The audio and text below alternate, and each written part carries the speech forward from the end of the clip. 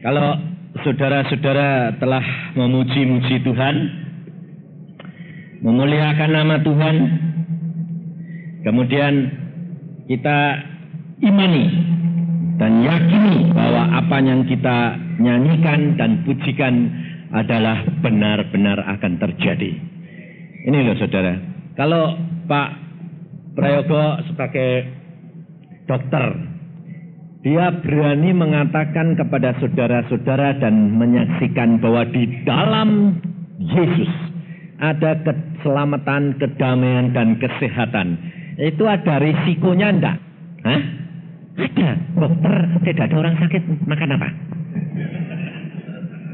Loh, betul enggak? Kalau dia sebagai seorang dokter, terus terang loh ini, terus terang. Saya juga dulunya dokter gigi jadi ngalami. Sepi, omongannya bilang apa? Hah? Yang di rumah istrinya bilang, kok sepi ya Pak? Lah kalau ngomong gitu itu kira-kira harapannya apa? Lah dek rame kan orang sakit banyak, betul nggak? Dek orang sakit banyak, otomatis duitnya ngalir dah. Lah padahal mbak wong arep-arep loro, betul dah? Ini loh saudara. Tapi kalau dia sebagai seorang dokter berani mengatakan bahwa benar-benar di dalam Yesus ada keselamatan, kedamaian, dan kesehatan, dia tahu persis bahwa berkat bukan dari orang, tapi dari Allah sendiri. Ini loh saudara. Sebab kenyataan hidup, kalau dikatakan orang yang sakit datang itu lebih banyak sehingga otomatis uangnya banyak, itu pikiran secara jasmani. Tapi Allah, firman Allah mengatakan, apa yang tidak pernah timbul dalam pikiranmu, apa yang tidak pernah timbul dalam hatimu, itu diberikan oleh Allah kepada orang yang mengasihi Dia. Ini luar biasa sekali saudara. Makanya dari itu kita kerap kali terpengaruh oleh apa yang kita dengar. Kita diajarkan, apa yang kita pelajari itu yang memengaruhi. Sebab saudara kira saya di mana-mana itu tidak ada orang tahu atau percaya kalau saya ini orang GKI. Pikirnya, wah mesti orang Pantekosta. Caranya ngomong, caranya nyanyi. Saya orang GKI. Sampai orang Pantekosta bilang, Pak Isa, orang GKI itu kenapa kok enggak bisa tepuk tangan ya? Benar, coba kalau di sini ada orang GKI, coba tepuk tangan, berarti sekintal tangannya. Sebab aku ngalami sendiri. Kalau mau tepuk tangan rasanya, aduh isimu, lihat kanan kiri. Maplok pertama itu berat. Tapi kalau engkau sudah dijamah oleh Yesus, tidak bisa. Tidak bisa. Karena apa? Karena Yesus sudah berkata, apabila Roh Kudus memenuhi engkau punya kuasa untuk bersaksi. Apa yang dialami Pak Saumdi sama, dia juga orang GKI. Lalu kalau orang Pantekosta ketemu saya bilang, kamu kira saya orang apa? Orang Pantekosta, GKI tahu enggak? Saya kalah, aku bisa orang GKI yang. Sebabnya apa? Sebab kita mesti mengalami pembaharuan terus-menerus. Ini nih saudara. Dan saya dijamah Tuhan, jadi kalau saudara mendengar Pak Prayogo mengatakan bahwa menyembah, saudara jangan merasa bahwa, wah aku tidak ngerti ya, tidak dapat karunia lidah, nyembah piye. Loh, Tuhan itu bisa berbicara dalam segala bahasa, yang penting kan hatimu. Loh ya toh, kamu bahasa lidah kalau sampai di rumah terus lihat pembantumu tidak beres terus mulutmu kebun binatang keluar semua, matamu mbak endi, hatimu, itu bahasa lidahnya perlu dipikir-pikir. Ini loh saudara. Sebab Tuhan mengatakan tidak layak mulut ini, lidah ini keluar pujian dan makian, ya toh? Ini harus untuk memuji Tuhan. Ada pembaharuan. Jadi kalau kita menyembah, puji Tuhan. Engkau Allah yang besar. Kalau belum punya karunia lidah, tidak apa-apa. Tapi kalau engkau sudah merindukan, semuanya dijamah dengan luar biasa. Sebab saya orangnya keras, tidak mau ikut-ikutan. Jadi pada waktu tahun 71, Tuhan tanya sama saya, Yusa, engkau kenapa tidak kepingin karunia? bahasa lidah. Loh, bahasa lidah buat apa? Aku bilang gitu. Loh, kamu baca Alkitab apa tidak ngerti? Bahasa lidah diperlukan untuk memperkuat iman pribadimu. Sebab kadang-kadang kita di dalam kesulitan tidak bisa berdoa, betul enggak? Dalam kesesakan, kebingungan, keberkanutan, tidak bisa sembahyang. Sebab pikirannya ditagih terus. Sembahyang bagaimana? Orang bilang sembahyang itu harus mengasihi Allah dengan segenap hati, kepikiran, dan kekuatan. Tetapi mau menyatukan pikiran, hati, dan kekuatan bagaimana? Wong pikirannya utang. Ditagih, takut ditagih. Asal ada orang ketok, sudah deg-degan. Waduh, ditagih meneh. Ini mana mungkin? Tapi Alkitab berkata di dalam Rum 8, dia berkata apa? Pada waktu engkau di dalam kesesakan, engkau tidak dapat berdoa, Roh Al-Kudus akan membantu engkau dengan keluh kesah yang tidak terucapkan. Dia berdoa untuk engkau, dan itu saya alami. Jadi kalau saudara tidak dapat berdoa, saudara punya karunia lidah, saudara menyembah di dalam roh. Nanti beban saudara itu diangkat. Lalu rasanya ringan, sembahyang gampang lagi. Ini loh saudara. Itu gunanya karunia lidah. Tapi tidak karunia lidah juga pamer. Ini terus terang. Banyak buat pameran. Wah, aku belum dapat karunia lidah ya. Iya. Ya, melu gembor-gembor. Lah, salah kaprah ini. Ini loh saudara. Maka kita harus belajar pribadi dengan dia. Mempunyai pengalaman pribadi dengan dia. Engkau tidak akan tergoyahkan. Sebab tiap mengikut Tuhan itu ada risikonya. Banyak orang Kristen tidak tahu. Karena apa? Pikirnya sudah ikut Tuhan, percaya Tuhan, dipermandikan, selesai masuk surga. Kok enak? Saya bilang. Wong Tuhan berkata, banyak yang aku panggil, sedikit yang aku pilih kok. Asal dari Kristen ke permandian, selamat, belum tentu. Saya bilang. Loh, kok belum tentu bagaimana Pak Yusa? Lihat contoh nih. Ada enggak di antara saudara-saudara orang perempuan yang anak Tuhan, terus laki-laki ini jatuh cinta, saking cintane, aku anak Tuhan, kalau ada di Kristen, enggak bisa. Ya wis aku jadi Kristen. Permandian, ya permandian. Barebar terus, ya pengen gereja tak terke, aku tak jalan-jalan. Ya toh? Kalau waktu pacaran saja getol nganter nang gereja, duduke diem, pikirannya ndak jobo. Tapi kalau sudah jadi istrinya, jadi suaminya, sudah jadi suami istri, antar saja ke gereja. Aku tak jalan-jalan dewek. Loh, dulu janji dia kan jadi orang Kristen. Lah aku kan sudah jadi orang Kristen, mesti permandi no. Lah kok orang gereja? Lah orang gereja itu kan karepku dewek saya gini. Lah itu loh saudara. Apakah orang situ masuk surga? Sudah dipermandikan? Masuk surga enggak? Enggak. Nah, itu loh jawabnya bertegas enggak. Jadi kita harus punya pengalaman pribadi. Malam hari ini kita belajar. Kalau saudara ikut Tuhan, jaminan luar biasa. Tetapi kalau engkau ikutnya cuma hanya wis pokoknya yang selamat, itu rugi saudara. Masuk surga ya masuk surga. Masuk Indonesia ya masuk Indonesia. Tapi di sebelah mana? Orang luar negeri bilang Indonesia itu bagus ya. Iya bagus. Tapi orang luar negeri masuk Indonesia, blak. Coba camplongke ngene Irian Barat ngono. Ya, iki apa Indonesia kok kayak gini? Tapi kalau dia datangnya kenal presiden, diundangnya ke mana? Ke istana. Wah, Indonesia makmur ya. Wah, luar biasa. Loh iya. Nah, tapi kalau kenal mbek orang Irian, mlebu Irian. Lah saudara juga kenalnya ke surga itu kenal Yesus, masuk istananya Yesus atau masuk di pinggir surga. Asal masuk surga enggak apa-apa toh. Podo-podo enake kok. Enak memang dari tukang kebon bae lah. Ini loh saudara. Sebab kita tidak menyadari bahwa di dalam kerajaan surga itu ada tingkatan-tingkatan. Sebab kerajaan kok sama rasa kok enak. Lah sing aku bayar setengah mati kok. Tak tinggal ke doktere barang kok aku nganti padha mbek kuwi. Ya moh. Loh, bener enggak? Tidak mau, bayar larang untuk elek. Ya mah, ini loh saudara, tidak mau, kita harus mau benar-benar berani bayar harganya. Kita juga mendapatkan yang terbaik. Untuk itu ada 3 tingkatan kita belajar saudara.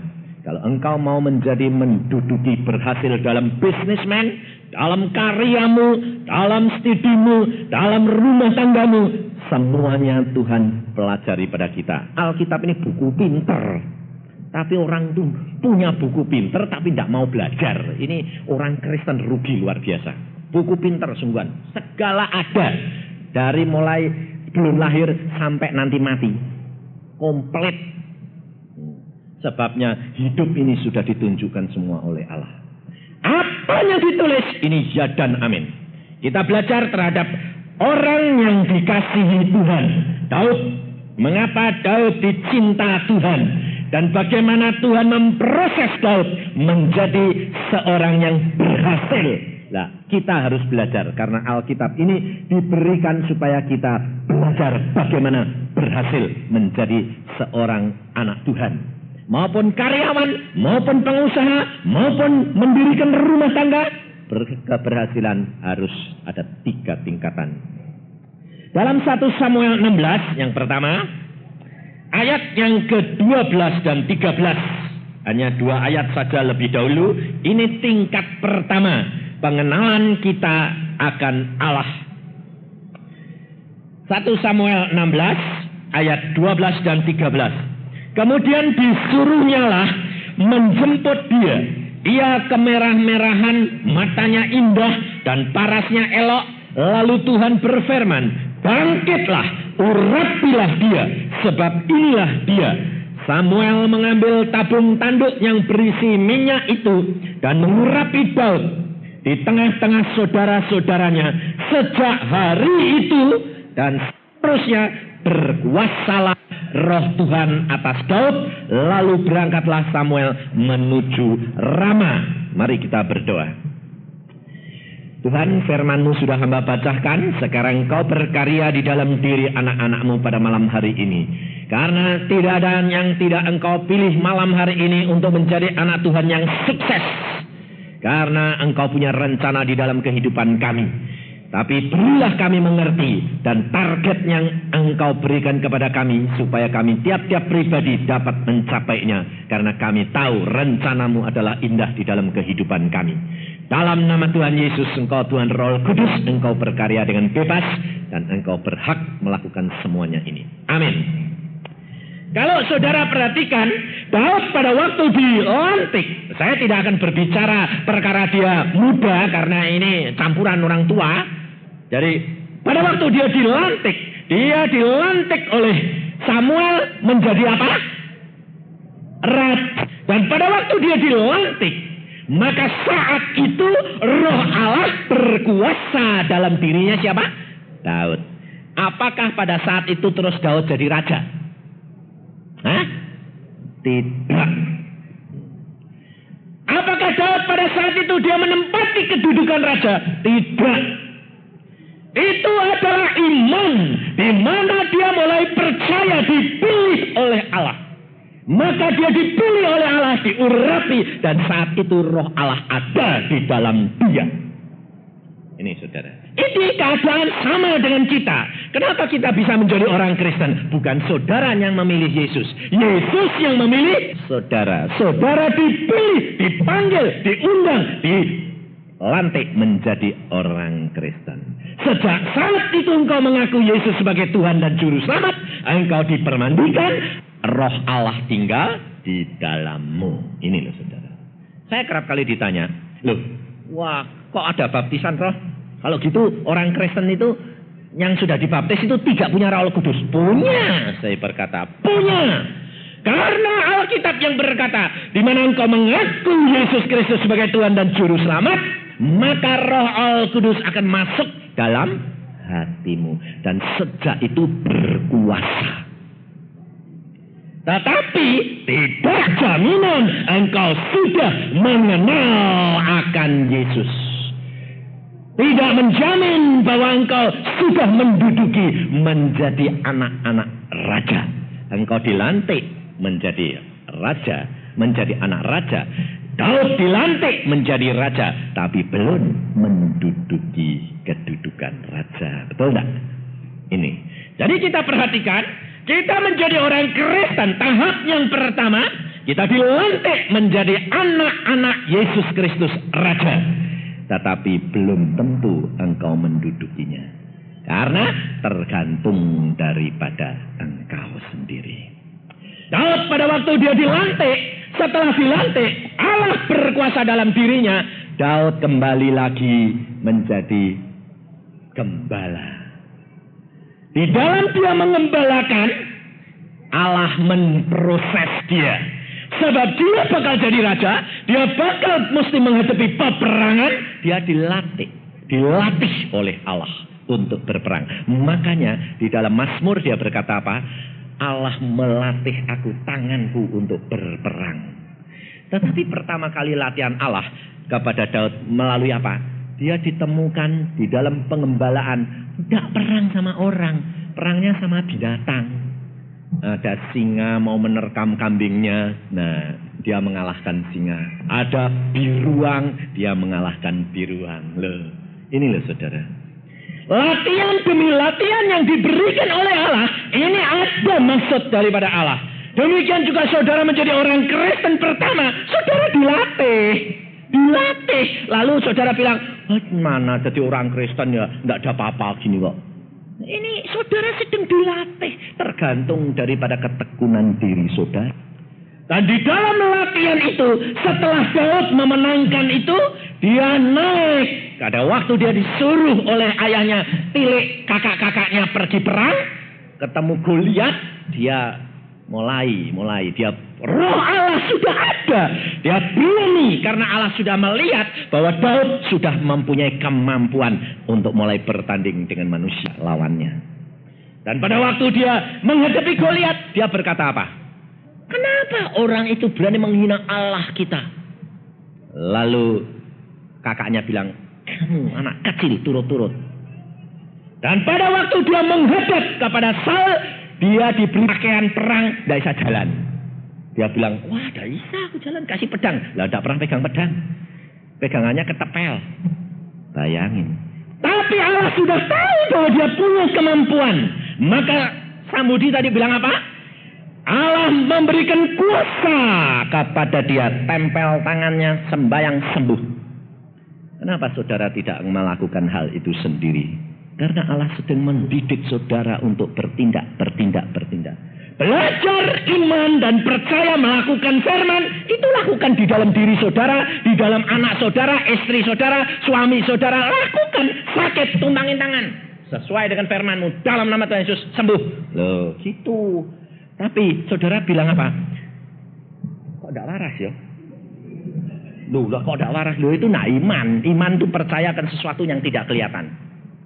Ada seorang anak Tuhan, dia berkata begini, wah aku ini meraktekkan itu kok susah. Wis tak prakteknya tak mbak binatang baik. Nah, lalu anaknya sakit, ditumangin tangan tidak sembuh, tumangin tangan tidak sembuh. Sebabnya apa? Lawang pikirannya khawatir kok. Wah, kok tidak waras-waras, panasnya tidak turun-turun, repot iki. Wis. Akhirnya dia punya kucing atau anjing lupa saya. Sakit kepelindes mobil. Meh mati kejet-kejet. Wah, tak pegang. Dalam nama Tuhan sembuh. Mati ya wis mati, nek urip ya urip. Urip malahan. Lah kok cesprong tek asu ya. Tapi dek kalau sama manusia kok ndak lah, wong atine kuatir kok. Tuhan berkata apa? Orang yang kuatir itu seperti ombak lautan, tidak akan mendapat apa-apa. Kalau engkau berdoa yang sungguh, percaya yang sungguh. Soalnya apa? Kuatir kok. Ya tidak jadi. Wong melanggar firman. Saya praktekkan sendiri. Saya orangnya memang gila-gilaan kalau sama Tuhan. Istri saya kena serangan jantung. Dia bilang, aduh jantung kok tambah lama tambah sek napasku. Tambah lama tambah sek. Rasanya dari sambekan. Jantungmu rasanya dipencet. Saya dipanggil sama anak saya. Papa, mama, dari sambekan pak. Kenapa? Wah, rasanya jantungmu dipencet. Wait, tanda-tandanya tak baca kelihatannya kayak penyempitan. Waduh, ini koroner nih. Ya wis. Aku bilang gini, terus pikiranmu bagaimana? Wah, aku rasanya ini kok wis cegak ini. Nah, artinya cegak itu meh gini. Lah terus saudara kalau jadi suami bagaimana? Hah? Bingung toh? Langsung cari dokter toh? Lah yang pikiran mbek manusia terus kok. Lah Tuhan berkata apa? Terkutuklah orang yang berharap pada manusia. Dokter tidak manusia. Manusia. Tidak jadi apa-apa. Makanya sembahyang mbek Tuhan. Tuhan apa yang kita lakukan? Kalau Tuhan berkata pergi ke prayoga, ya pergi ke prayoga. Nah, itu berarti berkatnya deneni harus ngalir. Tapi ya jangan ngurusi dokter sih. Tuhan dulu. Kalau nyanyi saya jempol. Dokter di atas segala dokter Tuhan. Loh, kayak nyanyi hebat. Ini loh saudara, praktek. Saya pada waktu itu lihat istri saya gitu, saya bilang, rasanya piye? Rasanya kok aku cedak. Ya dia cedak ya mulai toh. Ini saya kira kalau istri-istri ada suami yang diomongi gitu mesti pikirnya jengkel, betul enggak? Kurang ajar. Aku mulai kok kowe kawin meneh ya. Ngono mesti ya toh. Ini bab ibu-ibu mesti gitu, mesti punya pikiran gitu. Sebabnya pikirnya kenapa? Wong dikandani aku sakit, dicari kasih tahu sakit kok malah. Nah dia wis waktune ya. Wah kurang ajar ini. Engko aku anu dadi kawin meneh kowe ya. Enggak, untungnya istri saya tuh kenal watak saya. Saya bilang, "Kalau kamu sudah merasa tambah lama tambah dekat, katakan, Tuhan, Engkau siapkan diriku untuk segera menghadap Engkau." Saya katakan pada istri saya. "Tidak usah takut, pulang enak." Istri saya bilang, ya saya sembahyang. Terus saya bilang, Tuhan, aku serahkan istriku, kalau sudah waktunya pulang, ambil pulang. Lah, saya bilang, istirahat, tidur, tidak usah khawatir. Ucap syukur. Terus saya masuk ke kamar lain, mulai ngomong dengan Tuhan, wis ging, istriku sudah bar. Tuhan bilang, belum. Masih lama. Kemarin dulu gigi meh mbok cabuti. Tuhan, aku bilang apa? Gigi saya kuat 5 tahun. Mosok saya ini game. Oh ya. Kalau gitu sembuh dong Tuhan. Tidak apa-apa, aku nanti sembuhkan. Aku balik. Jat, sembuh. Loh, kenapa? Lalu Tuhan bilang, belum game, oke game. Tidak apa-apa, sembuh. Sembuh total, saudara. Itu loh. Itu iman. Itu loh. Jadi jangan lalu khawatir. Gue mati pi. Lah gue main siapa coba? Mati temenan malah jilangan. Ini soalnya kita tidak boleh khawatir. Seperti Daud, dia pada waktu sudah dididik oleh Allah, dia menghadapi Goliat yang pakai pakaian perang, tertutup rapat semuanya. Bagi Allah tidak ada barang yang mustahil bahwa Allah sanggup mengalahkan Goliat. Dan pada waktu Daud dia menghadapi, dia tidak pakai pedang. Dia hanya pakai apa yang dia punya. Dia punyanya masih ketepel. Ya pakai ketepel. Saudara punyanya apa? Punyanya iman kecil. Ya pakai kecil. Tidak khawatir. Biarpun gede segoliat gunung seperti apa. Sanggup untuk mengalahkan. Karena bukan engkau. Ini loh saudara. Kita tidak usah takut, tidak usah berkata, ya ada imanku kayak Pak Samudi, kayak Pak Prayogo, kayak Pak Yusa, ya bisa. Allah berkata, apa yang engkau punya, itu cukup untuk mengalahkan musuhmu. Ini loh saudara. Maka Daud dia berkata, aku mau menghadapi mereka dengan nama Allah, tapi punyanya ketepel, pakai ketepel. Mana ada orang perang pakai ketepel, coba. Mana ada orang utang, bayar utang, mengatakan, Tuhan, aku mau panggil loh, bayar utangnya. Lalu tengok-tengok gitu. Mana ada orang Kristen. Makanya orang Kristen dianggap orang dunia itu orang gila. Orang sinting. Tapi Allah itu luar biasa. Alkitab mengajar kepada kita harus berani bertindak. Apa yang kamu punya, kamu lakukan. Itu akan terjadi. Coba renungkan. Sekuat-kuatnya ketepel itu karete sekuat apa toh? Kok batok kepala ini tembus sama batu bunder itu logikanya di mana coba? Alkitab berkata loh. Daud pada waktu dia ngetepel langsung batunya itu masuk dahinya Goliat. Itu masuk ke dalam otaknya dan langsung mati. Wong saya dulu waktu praktikum di kedokteran gigi, kepala ini tak tutuk ke atas, tak ambil ganden, tak coba. Tok. Loh, lah kok tak. Mating Ini watu tuh masuk bolong. Logikanya di mana? Itu karena Allah yang memberikan tenaga untuk masuk, saudara tahu. Bukan Daud yang melakukan. Bukan engkau yang melakukan kalau engkau punya iman cuma seperti ketepel. Tidak mungkin untuk mengalahkan segala perkara. Tetapi di dalam Dia mungkin. Ini loh saudara. Tetapi apa yang dilakukan Daud? Dia di dalam pelantikan yang pertama, dia harus bertindak. Allah ada di dalam dirinya, tetapi dia bertindak. Jalan saja, melakukan pekerjaannya biasa. Tetapi dengan tindakan dia menunjukkan bahwa Allah sedang memproses dia. Di dalam usaha saudara menjadi orang Kristen, saudara dagang-dagang, jangan bilang, aku menjadi orang Kristen, sekarang aku dipanggil, lalu semua jadi penginjil. Salah. Sebab Allah menghendaki engkau kerja sampai selesai. Maka pada waktunya Allah akan tingkatkan sendiri. Usahamu akan ditingkatkan, tetapi engkau harus berjuang, karena roh Allah ada di dalammu. Belum kau dilantik menjadi penguasa, tetapi kau sedang disiapkan untuk naik untuk yang tempat yang lebih tinggi. Tapi perlu apa? Perlu bertindak. Tindakan-tindakan Daud menyatakan bahwa dia akan menjadi raja. Karena dia dilatih berperang. Dia berperang, dia mampu. Lalu dia diangkat menjadi kepala pasukan. Nah, kalau sudah jadi kepala pasukan, dia mulai belajar pakai ketepel terus. Pakai pedang. Ditingkatkan. Tapi orang Kristen kerap kali salah.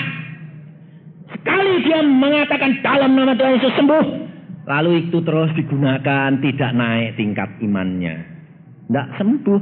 Lalu yang kedua, yang ketiga, lu kok tidak sembuh ya? Lalu mulai rontok. Ini toh. Lalu kalau sekali pakai ketepel, perang lagi tidak pakai ketepel, pakai pedang. Oh, sudah pintar. Sudah dilatih dengan pedang, pakai pedang. Naik ke tingkat yang lebih tinggi. Perlengkapan orang Kristen juga harus begitu. Kalau saudara pertama kali engkau mengalami perkara-perkara yang ajaib dengan Allah, naik imanmu. Dan engkau harus melawan semuanya itu dengan tingkatan imanmu yang naik. Fasilitas yang berbeda. Artinya doanya menjadi bertambah, membaca firman-Nya menjadi bertambah, kerinduannya mulai bertambah, kasihnya akan Yesus mulai bertambah. Betul enggak? Jangan tambah lama tambah merosot.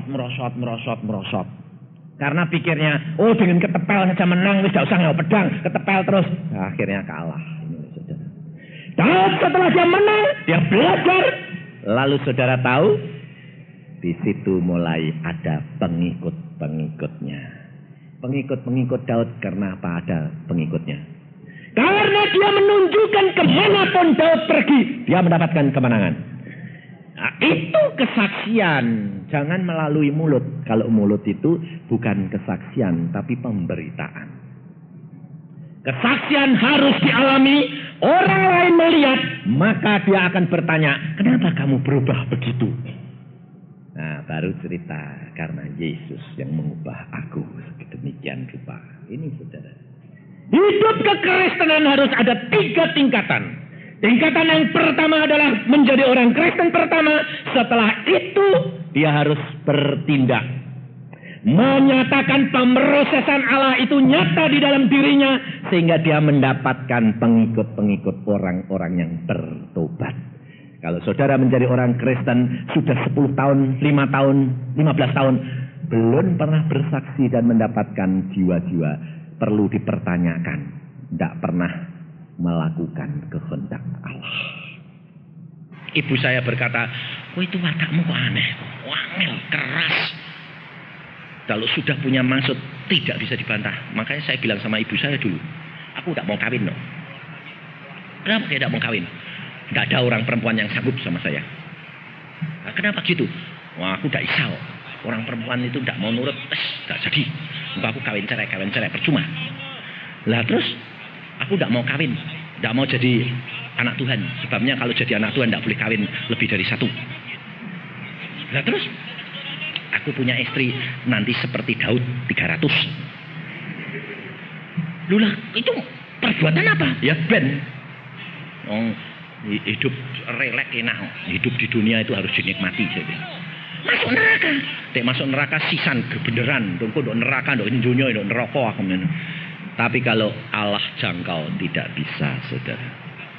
Kalau dia sudah panggil saya, sudah ambil saya, tidak bisa melarikan diri. Ini loh Allah luar biasa. Kalau dia sudah punya mau, tidak ada yang bisa menahan dia.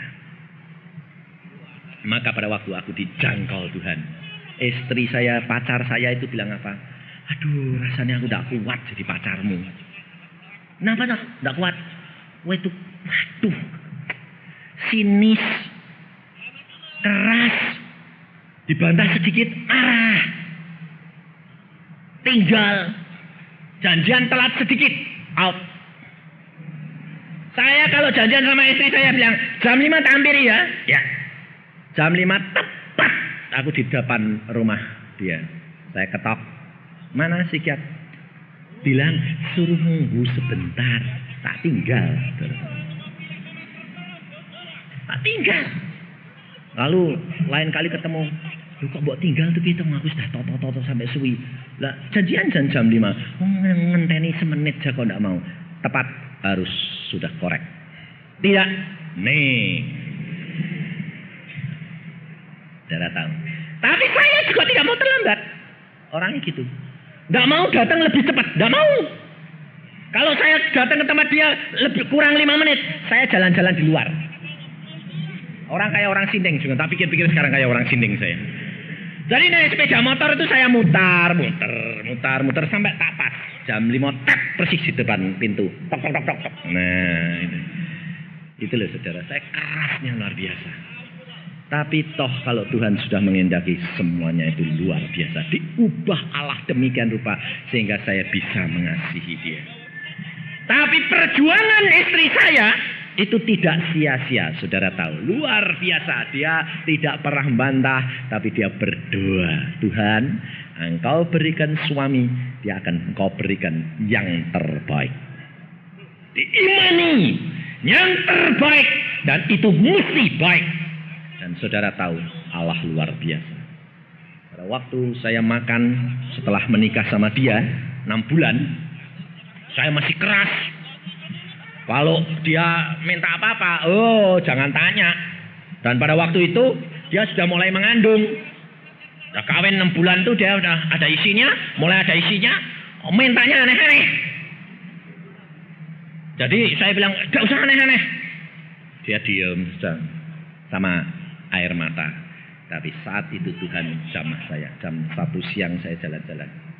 Habis makan, Tuhan berbicara langsung.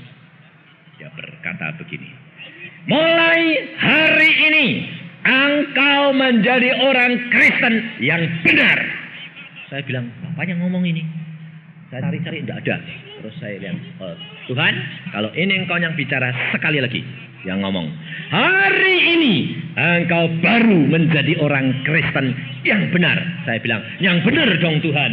Saya 25 tahun jadi orang Kristen, guru sekolah minggu, ketua pemuda, belum jadi orang Kristen yang benar. Tuhan berkata, belum. Apa buktinya? Engkau tidak punya kasih. Aku mengasihi engkau, tapi engkau tidak kasih sama istrimu. Bohong. Waduh, saya bingung. Jadi belum jadi orang Kristen yang benar? Belum. Sekarang engkau baru menjadi orang Kristen yang benar. Apa buktinya? Engkau mempunyai kasih. Saya orangnya terima gitu. Mbak, saya bilang, coba buktikan. Lalu Tuhan berkata, lihat keluar. Saya lihat, ya pohon kates gitu. Di luar tuh ada pohon papaya yang saya mau potong. Bilang, soi pohon papaya ini, potong. Lalu Tuhan berkata, lihat pohon papaya itu. Saya lihat berubah, saudara. Loh, saya kok bisa kasih sama pohon? Ya, pohon ini ciptaan Tuhan. Kasihan ya. Baik. Tidak usah dipotong, saudara. Lalu Tuhan berkata, pohon saja kamu bisa mengasihi, bisa mengerti dia, apalagi istrimu. Oh iya, iya. Saya bilang, terima kasih Tuhan. Hati ini rasanya damai luar biasa. Sukacita luar biasa. Itu zaman Allah pertama kali dan kepenuhan Roh Kudus saya pertama kali. Ada kasih daripada Allah mengalir. Pada saat itu saya belum bisa karunia lidah. 5-6 tahun kemudian saya baru berkarunia lidah tahun 71. Dan pada waktu saya mau karunia lidah, Tuhan berkata, kenapa kamu tidak rindu karunia-karunia yang lain? Loh, kalau engkau mau beri dong, aku mau dah. Minta, ya. Bagaimana? 2 puasa. Tapi aku tidak mau loh, ditumang-tumang tangan, saya bilang. Siapa yang bilang kalau kepenuhan roh harus tumang-tumang tangan?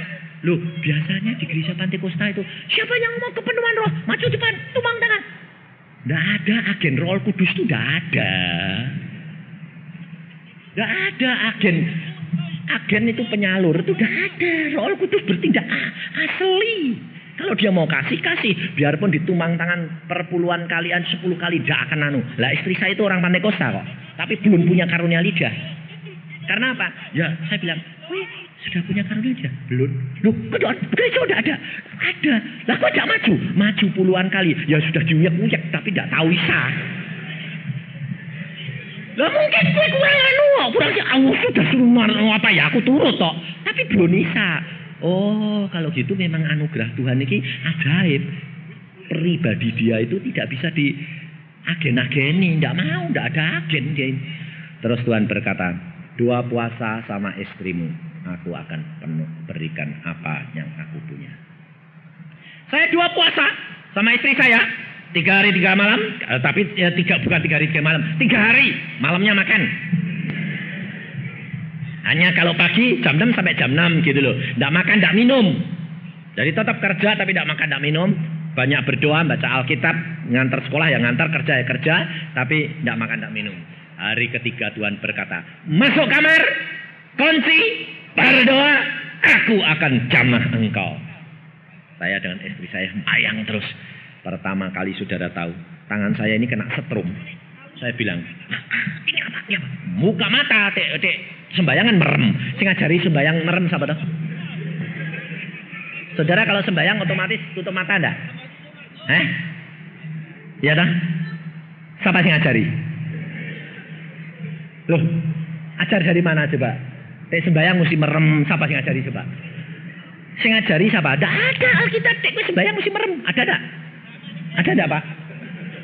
Enggak ada. Tapi kenapa dek sembayang kok suruh merem?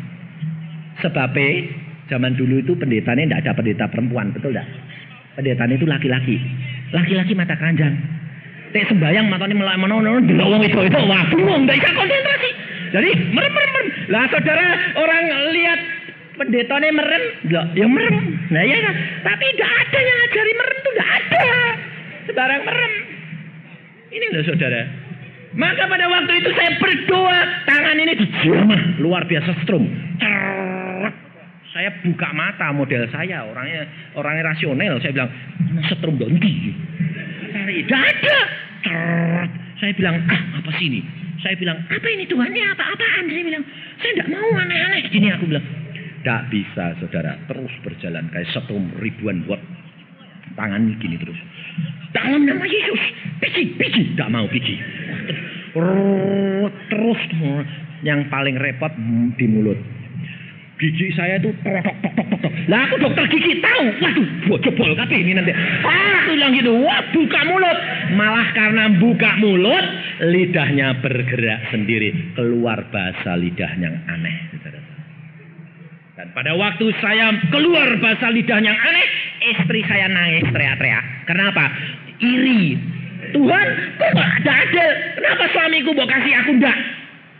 Tuhan berkata begini, anak, suamimu itu orang yang keras hati. Suamimu itu kalau tidak dipaksa, tidak akan percaya. Tapi engkau, anak Tuhan yang lembut, kau tidak usah dipaksa. Engkau sudah menerima anak. Dan dia tidak merasakan apa-apa. Tapi hari itu belum keluar bahasa lidahnya. Kemudian dia besok lusanya dia memuji Tuhan. Saya ajak sembahyang jam 5 pagi. Setiap jam 5 kita mesti berdoa. Kita sedang berdoa. Dia keluar bahasa lidahnya dengan lembut, halus. Kalau bahasa lidah saya kemerotok kayak orang Jepang. Sebab orangnya kasar. Ini loh saudara. Allah bertindak sesuai dengan sifat dan perangainya masing-masing. Jangan iri, jangan lihat orang lain. Allah sanggup memberikan sendiri pengalaman-pengalaman engkau dengan dia. Pada waktu tahun itu setelah saya menikah 6 bulan saya dijamah oleh Tuhan. Saudara tahu? Luar biasa perubahannya. Langsung saya sorenya istri saya sudah mengandung, dia bilang ini, aku kok kepengen dia kalau minta tidak berani terus terang. Sebab dia tahu watak saya. Dia belum tahu kalau saya sudah berubah. Saat itu sudah dijamah Tuhan. Dia bilang, aku kok kepengen makan bakso. Di mana? Di Kelitren. Ya yuk tak antar. Kaget dia. Loh, gue mau? Oh mau. Naik apa? Dia takut ragu-ragu. Saya tanya, naik apa? Punya sepeda motor, tapi dia bilang, aku kok kepengen naik sepeda. Jadi minta dibonceng. Padahal jauhnya itu 7 kilo. Naik lagi dari... Aku bilang, dia takut sudah ragu-ragu terlalu tidak mau. Saya bilang, ojo khawatir, tak bonceng ke. Dia matanya kaget, dia buka. Kapan gue mulai ngerti aku? Siang ini Tuhan jamah. Sekarang aku mengasihi kamu dan mengerti kamu. Bayangin. Hidup kekeluargaan menjadi berubah. Indah di dalam dia. Ada kedamaian. Di dalam Yesus ada kedamaian. Ini jaminan. Hidup dengan dia mesti ada pemrosesan. Di dalam pemrosesan kita akan melihat ada kegenapan daripada tiap firman Allah. Maka tingkat yang kedua, setelah Daud membayar harganya pemrosesan, dia sudah diangkat menjadi kepala pasukan. Lalu Saul mulai iri dan mau dibunuh. Dan Daud harus lari. Dan diproses Tuhan lagi kira-kira 10 tahun, saudara. Dia harus melarikan diri dari kejaran Saul 10 tahun lamanya. Dan pada waktu Saul diserahkan kepada Daud oleh Tuhan, apakah Daud bunuh Saul? Tidak. Daud berkata, jangan jamah orang yang diurapi Tuhan. Biarkan Tuhan yang mencopot sendiri. Nanti aku menduduki jabatannya. Tapi dia tunggu waktu dan saatnya Tuhan. Banyak orang Kristen tidak sanggup menunggu waktu dan saatnya Tuhan. Dia mau cepat-cepat. Seorang pengusaha yang sudah diberkati Tuhan, mulai punya uang banyak, usaha mulai besar. Coba, yang kecil-kecil kira-kira dipencet biar mati sekali dah. Ya toh? Toko kecil-kecil diberdirikan supermarket, gepeng yang cilik-cilik mati kabeh. Betul tak? Kalau saudara punya usaha sudah mulai tinggi, kepengennya apa? Uang secepatnya masuk. Yang kecil biar mati sekalian. Tapi Daud tidak begitu. Dia tunggu waktunya Tuhan. Semuanya suruh tumbuh menurut kehendak Bapa. Dan dia bijaksana. Biar dikejar-kejar, dia yang melarikan diri. Tapi dia tidak melawan Saul. Ini loh saudara. Musuhnya diserahkan 2 kali, tidak dibunuh. Tetapi dia rela menunggu waktunya Tuhan. Kalau engkau menjadi anak Tuhan, engkau akan dapat mengerti belajar dari Alkitab. Maka engkau akan menjadi orang yang diberkati. Karena kalau engkau belajar, engkau akan menjadi orang yang diperkenan Allah. Luar biasa. Makanya jangan tergesa-gesa. Saya sendiri dulu bilang gini, Tuhan, engkau janji ngambil saya kok. Dari umur 12 kok. Sekarang 40 tahun saya belum jadi hamba-Mu sih Tuhan. Tuhan berkata apa? Yusa, jangan tergesa-gesa. Aku punya waktu sendiri. Orang ketinggalan. Itu lu jadi hamba Tuhan, naik sepeda, naik motor, naik mobil, naik kendaraan jet. Tuhan berkata, engkau tidak tahu. aku punya rencana yang lain. Tuhan menghendaki memproses terus sampai menjadi masak. Saudara tahu. Dan Tuhan pada waktu itu tunjukkan saya. Kamu mau kepengen lihat kendaraanmu kalau kamu nanti nginjil, waktunya sampai, iya. Lalu Tuhan tunjukkan. Tuhan itu luar biasa, saudara. Tuhan cuma begini saja perintah malaikatnya. Ambil kendaraan Yusa. Langsung datang.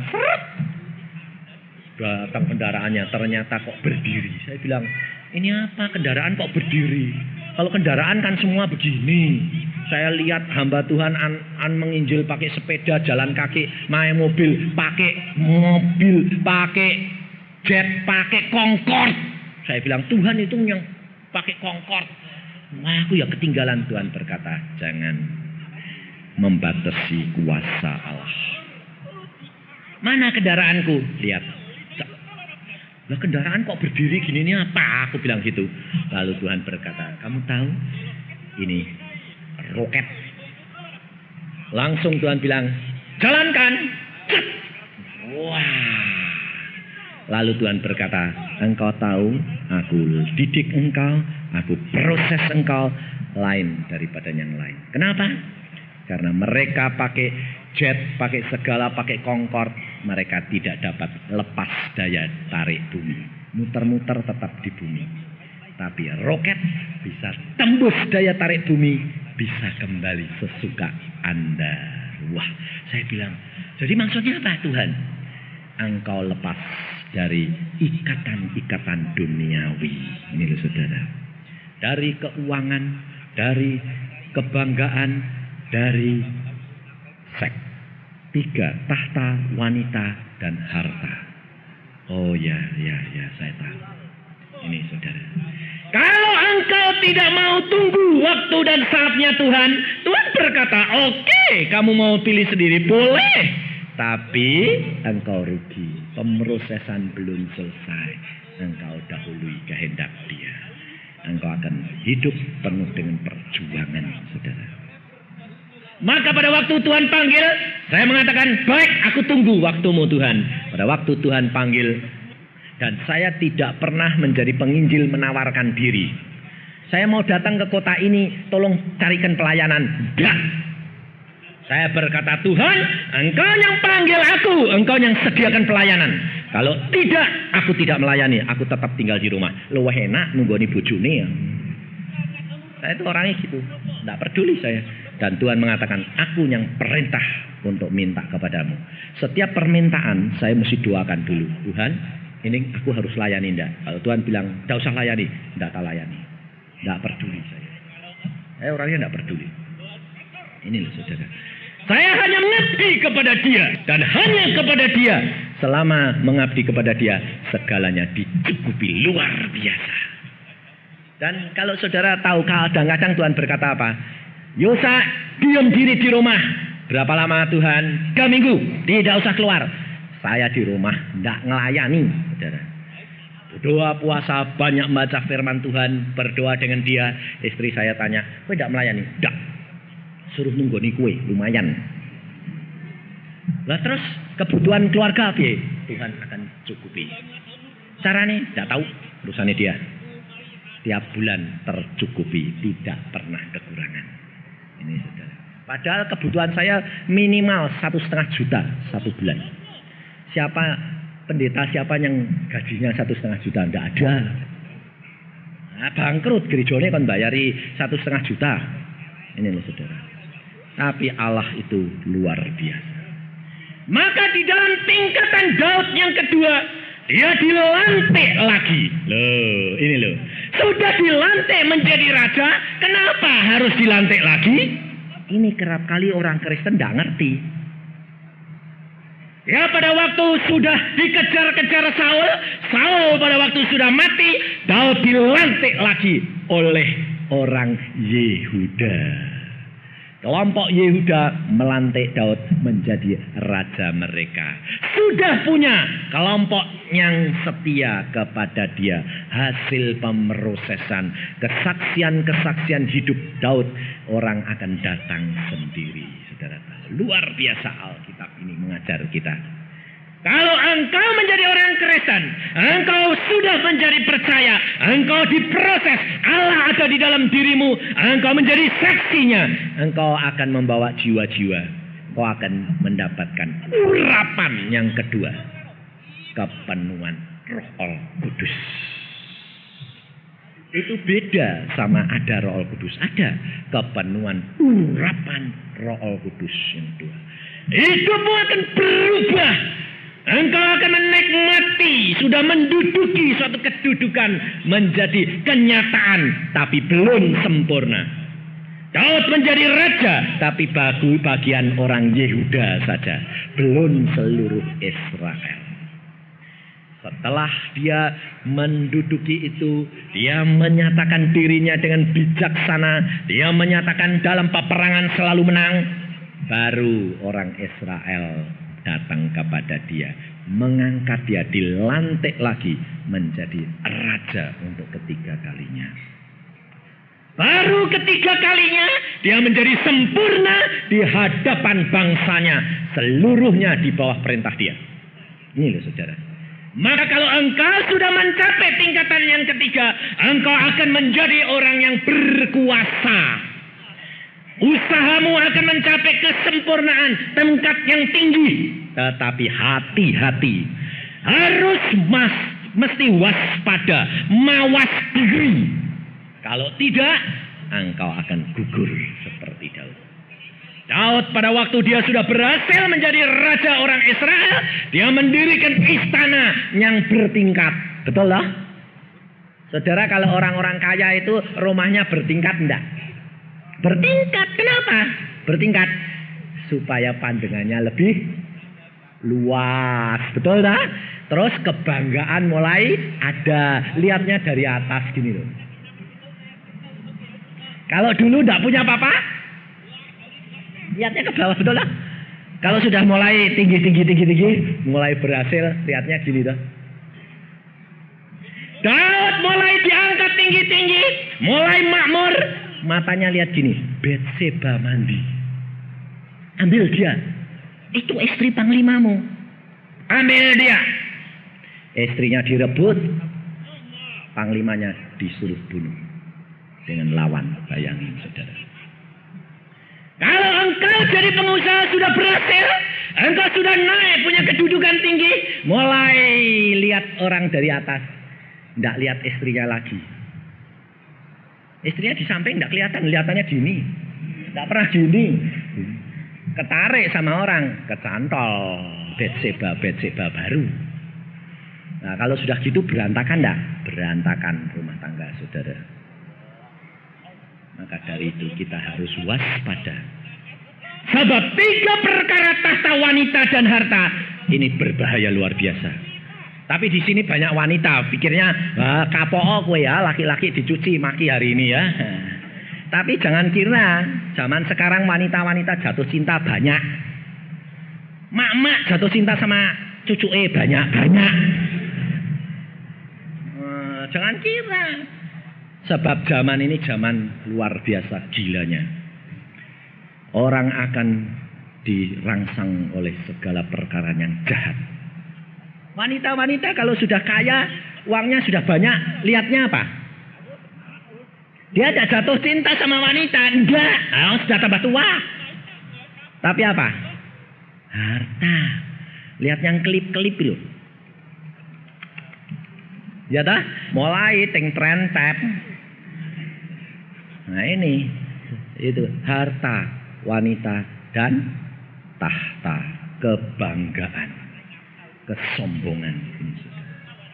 Lalu memerintah seenaknya, berkuasa. Ingat saudara, semuanya itu hanya anugerah Allah, bukan usahamu.